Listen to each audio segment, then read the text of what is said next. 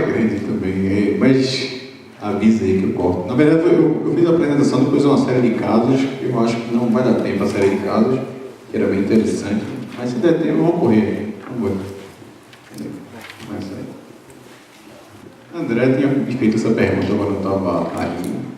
Eu respondi o seguinte, é uma questão também populacional, né? Pernambuco, membro da equipe de ortopedia oncológica lá, toda segunda-feira a gente está lá discutindo os casos, muitos desses casos que tem aqui hoje são de lá, e são êxito do náutico do esporte. O esporte e náutico é que a turma gosta mais, assim, hospital do câncer, mesmo, não. É que eu não falo de esporte, não. Vai de vez em quando dá uma raiva, assim. Não mais ovo na sua casa.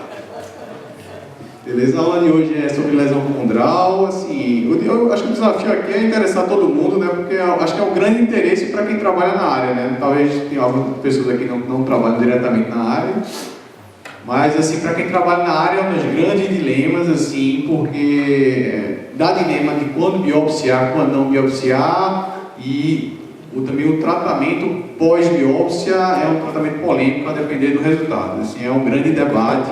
E por isso que é sempre bom resolver isso dentro de um grupo. Vários desses casos que a gente teve aqui, quando você perguntava a uma pessoa, um dizia X ou dizia Y, né? Mas quando você leva para uma reunião que todo mundo bota um X, Y, Z, chega no A, que é o que resolveu a vida do paciente. Então, é um dos mais frequentes dilemas diagnósticos na oncologia musculoesquelética. É muito bom, muito importante que eu esteja toda a equipe conversando junto para decidir se vai biopsiar ou não e qual é o tipo de cirurgia que vai ser futura. Além disso, um dos grandes complicadores que é o espectro de lesão é muito amplo, né? Desde uma coisa benigna, uma coisa borderline, uma coisa de alto grau, e o espectro ser amplo tem uma terminologia vasta. Os critérios são muito subjetivos, assim, a depender da equipe que trabalha. Às vezes um radiologista ele é mais light, outro radiologista é mais pesado, então é muito importante que o radiologista que dê esse laudo seja um cara que veja isso com frequência, que esteja dentro de uma equipe, seja um cara especializado nessa área. E a variabilidade biológica é muito grande, então tem desde o encondroma que fica paradinho lá, ao condrosarcoma que mata rapidamente. Então é muito vasto isso, e tem dentro desse meio termo aí tem uma grande sequência, um diferencial que atrapalha bastante, dificulta a nossa vida. Eu vou começar primeiro falando do mais básico, que é o encondroma, que é o benigno, depois falo do maligno, e depois a gente fala aquele meio termo, que é o que dificulta a gente no dia a dia. Então, falando do mais básico, que é o encondroma, que é a lesão benigna que você mata cravando. Tá? Geralmente, o mais comum é nos dedos, né? Mas esse que não dá dúvida. Então, porque o que eu vou falar é dos ossos longos que dá dúvida entre o condrosarcoma ou não. Geralmente está em mais e menos superiores nas mãos, né? Mas também é muito comum de meios inferiores. A gente vê cada vez mais isso em incidentaloma em ressonância, que você vai fazer uma ressonância por menisco ou por lesão ligamentar e está lá em encondroma, e preocupa o paciente acaba procurando um oncologista por conta disso. E geralmente são descobertas dessa forma, incidentalmente, vai fazer um raio-x de ombro por causa de uma lesão do manguito rotador ou uma ressonância de joelho por X ou Y e acaba aparecendo um encondromazinho. E quando o radiologista geralmente ele consegue matar o diagnóstico tanto no raio-x como na ressonância de cara, não preocupa e o paciente vai bem para casa. É só realmente tirar e tranquilizar o paciente. Quais são as características de imagem que a gente mata o encondroma? O principal é o seguinte, primeiro é uma lesão que ela já está em situação intramedular e o grande marcador dela é que ela é produtora de osso. São duas lesões que são produtoras de osso, são da linhagem osteoide e da linhagem condral. E cada um produz osso de forma diferente. A produção de osso das lesões condrais a gente chama de algodonosa em arcos ou anéis. É esse tipo aqui. Na verdade, eu não consigo. Eu acho que o algodonoso o mais fácil de falar entre arcos e anéis e algodonoso. Mas assim, na verdade é que depois você vê uns 30 desses e você vê, você começa a bater o olho, isso aí é o encondroma. Geralmente aparece metáfise, também pode ser diáfise. E o importante é você ver esse padrão de calcificação, que você bate o olho, isso é uma lesão condral, e ver o resto. Ver que não tem nenhuma alteração da cortical, não tem componente baixo de nenhum, e os limites dela são bem definidos. Então, se eu consigo ver a matriz condral e não ver nenhum sinal de agressividade dentro do osso, a gente consegue cravar com uma lesão benigna tranquilamente. Na tomografia, a gente consegue ver mais claro assim, como a lesão se comporta. Geralmente, a lesão condral é uma lesão lítica. A gente não consegue determinar isso muito no raio-x por conta da sobreposição do osso paralelo. Mas todas que a gente vê na tomografia, que a gente consegue ver intralesionalmente, geralmente encontramos uma lesão lítica de contornos bem definidos e que a gente vê a calcificação em arcos e anéis ou algodonosa de permeio. Então eu vi uma lesão lítica com contornos bem definidos e a calcificação de permeio, a gente crava que é um encondroma. Então, assim, acontece bastante isso. Isso era um paciente com sexo feminino, 43 anos, com ciática de mama, acendeu na cintilografia, bateu o raio-x, matriz condral, seria uma alteração da cortical, seria um componente baixo mole, encondroma clássico, não tem dúvida nenhuma do que a gente está falando. Tá? Como é que o encondroma se também caracteriza do nosso longe? O aspecto de imagem na ressonância das lesões condrais é muito clássico. Então a gente consegue, e na grande maioria dos casos, com uma ressonância simples, já matar com uma lesão condral. Como é que a gente mata na ressonância na lesão condral? A situação é a mesma coisa do raio-x, geralmente é intramedular, central. Um dos grandes importantes é o contorno, essa morfologia. A lesão condral tem essa característica de ser uma lesão de imagens lobuladas. E a matriz condral, do mesmo jeito que tem uma matriz condral que a gente consegue enxergar no raio-x, existe a matriz condral da ressonância magnética. E essa matriz condral ela reflete muito o estado de calcificação com que esse condroma está passando. Geralmente a lesão condral jovem ela é muito rica em cartilagem hialina. Então você geralmente vê toda a lesão clara, com hipersinal em T2 e super lobulada. Mas a partir do momento que ela vai calcificando e depois ossificando, você começa a ver áreas de baixo sinal, que são as calcificações, e depois que ela ossifica, você vê áreas de gordura dentro da lesão, que é a parte de ossificação da lesão. Então aqui, só para mostrar esse padrão de essa matriz condral na ressonância, aqui a gente via, esse foi um paciente jovem de 30 anos que fez uma ressonância de joelho, que apareceu com essa lesão de 3,5 centímetros intramedular, contornos bem ondulados, então uma lesão com hipersinal em T2, um encondroma só com cartilagem hialina. Então, encondroma jovem esse. Já esse aqui era uma lesão condral também, só que você vê os contornos ondulados também, bem lobulados, com hipersinal em T2, então isso já favorece matriz condral, só que aqui você já comecei a ver vários pontinhos pretos. Isso aí é aquelas calcificações, é a representação das calcificações em arcos e anéis que a gente vê no raio-x. E progredindo, o encondroma ficando mais velho, essas calcificações elas vão virando ossificações. Elas criam medula óssea dentro delas. Então você vê que o sinal dela fica branquinho, igual do osso adjacente. E quando você faz o FAT7, a saturação de gordura, ele fica pretinho igual ao osso adjacente. E isso de replicação tem, porque quando eu vejo uma lesão, um encondroma desse tamanho e já calcificado, para mim isso me diz que esse encondroma já tem algum tempo. Então esse é um encondroma que já tem algum tempo e não formou nenhum componente baixo moles, isso me deixa mais tranquilo de ser uma lesão benigna do que maligna. Já não, quando você vê uma lesão, isso aqui para mim é uma lesão jovem, é melhor acompanhar, porque pode ser que vai crescer ou não. De todo jeito, provavelmente você encondroma, mas vamos acompanhar que ele vai crescer ou não vai crescer. E outra coisa que é bem característica do encondroma na ressonância magnética é o padrão de realce dele. Então a gente vê uma lesão com hipersinal em T2 bem lobulada, já lembra bastante o encondroma isso na ressonância. E quando você faz o realce é que fica bem característico mesmo. Porque cada lóbulozinho desse da ressonância que tem hipersinal em T2, ele faz um realcezinho anular. Anelazinho, ele é multinodular porque são os vários lóbulos da cartilagem hialina e com realce anular, é anelar, né? Então fica só as bolinhas com os anelarzinhos. Então a gente viu o espectro benigno, agora vai para o espectro maligno da coisa. Então o condrosarcoma, a definição do condrosarcoma é a lesão maligna que produz a matriz cartilaginosa. Tem a classificação que é o primário e o secundário, né? O primário geralmente é o principal, né? Que a gente conhece do dia a dia, mas tem um secundário que é geralmente o secundário a um osteocondroma que degenera secundariamente a capa condral. Ele pode ser tanto central e periférico e também pode ser de parte módica, que é mais raro ainda. É o terceiro tumor ósseo primário mais comum depois do osteosarcoma e do sarcoma de Ewing. Tem vários subtipos, convencional, células claras, justa cortical, mixoide, isso aí é para patologia, não fica muito com a gente. Então, vamos lá, quais são as características de imagem do encondroma, diferentemente do condrosarcoma, diferentemente do encondroma? A matriz óssea, então, ele geralmente é central também, parecido com o encondroma, pega metáfise, metadiáfise. Você vê a matriz algodonosa da mesma forma, né? Aquela matriz algodonosa em arcos anéis, aquele aspecto que é muito próximo, parecido com o que a gente viu no encondroma.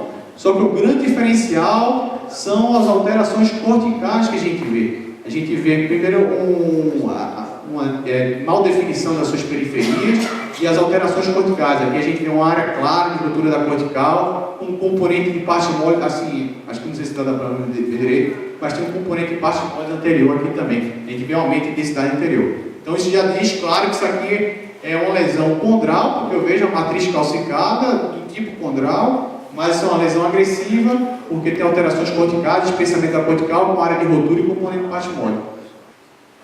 Aqui, outra vez a gente só vê uma lesão lítica mal definida no raio-x, e quando a gente bate a ressonância e vê aquela puta lesão agressiva, né? Que a gente viu uma lesão aqui mal definida, sem muita calcificação condral, e isso acontece às vezes em condrosarcomas, eles têm um rápido crescimento, não deu tempo de produzir a calcificação condral, então você só suspeita de condrosarcoma na ressonância, porque no raio-x ele não teve tempo de produzir aquele osso de matriz condral. Então a gente vê aqui na ressonância aquela superlesão lobulada, muito lobulada, com impressão em T2 com vários lóbulos íntimos. Então isso é um condrosarcoma. E outra coisa que é importante são os componentes de parte mole, né? Os componentes de parte mole não dá dúvida. Aqui é uma puta massa de parte mole com aquelas calcificações em anéis. Isso aí é um condrosarcoma. É um condrosarcoma já secundário, né? É uma paciente que tem uma osteocondromatose múltipla, aí tem um osteocondroma aqui e um grande condrosarcoma aí, né? Isso aí é sempre para vocês dois aí, né? Uma cirurgia em conjunto aí. Broca. Então, assim, o que a gente avalia muito são as alterações corticais, né? Então aqui a gente vê a matriz condral aqui no meio, mas várias áreas que se até intercalam, não, área de espessamento, área de filamento, espessamento, afilamento, algumas áreas com possível ruptura da cortical, também lembrando o condrosarcoma. Então são essas coisas que a gente vê. Quais são essas alterações corticais que são muito importantes para definir condrosarcoma. É uma suspeita de condrosarcoma, né? Quem define é a biópsia no final. São os recortes endosteais. Esse recorte endosteal é uma coisa bem polêmica que a gente vai entrar daqui a pouco, que é naquele meio termo. Porque o recorte endosteal, para a gente considerar uma coisa maligna mesmo, a gente teria que, para ficar, isso aí é uma coisa maligna, seria esse recorte endosteal acometer mais de 2/3 da cortical, somando a cortical, ela pega mais de 2/3, como tem aqui, e se você circunferenciar a lesão, ela pega mais de 2/3 da lesão. Porque se ela for uma coisa focalzinha, pequenininha, que pegue menos de 2/3, uma lesão condral benigna pode ter esse comportamento, como eu vou mostrar alguns próximos casos. Outras alterações corticais, além do afilamento, o espessamento também, destruição cortical, como a gente viu na frente, com o componente de partes moles. A neoformação periosteal também só que essa neoformação ela favorece um crescimento mais indolente, como se fosse a lesão empurrando aos pouquinhos o osso, e o osso ele tem a capacidade de segurar a lesão. Então, quando você vê esse destacamento periosteal ossificado, não quer dizer que a lesão está crescendo, é agressiva, mas ela dá tempo de o osso conseguir, está tentando segurar, mostra que o osso tem uma capacidade de segurar ainda. E a expansão óssea também, né? Outra coisa que está uma diáfise aqui, se ele faz insuflativa assusta, né? A matriz condral na ressonância vai ser muito semelhante ao que a gente viu no encondroma, só que com as alterações corticais e os componentes partimóides associados. Então aqui a gente vê o condrosarcoma, a mesma coisa, superlobulado, com hipersinal em T2, as calcificações condrais de permeio, só que agora ela tem uma alteração cortical evidente, com o componente partes moles já se formando. Isso favorece muito uma lesão agressiva, no caso do condrosarcoma. Também áreas de necrose dentro da lesão também favorece muito, a área de efeito de necrose dentro da lesão favorece também muito a questão dessa lesão maligna. E aqui é um caso de sexo feminino, 53 dor no ombro. Aqui nem parecia tanto, né? Você via as lesões condrais aqui, uma calcificação em pipoca, mas por ter a dúvida também uma lesão aqui. Acho que foi errado, era para ser aqui. Aqui uma lesão líquida no húmero, né? Não deu tempo de formar aquelas calcificações condrais típicas, mas bateu a ressonância que você diria apenas que é uma lesão líquida inespecífica, né?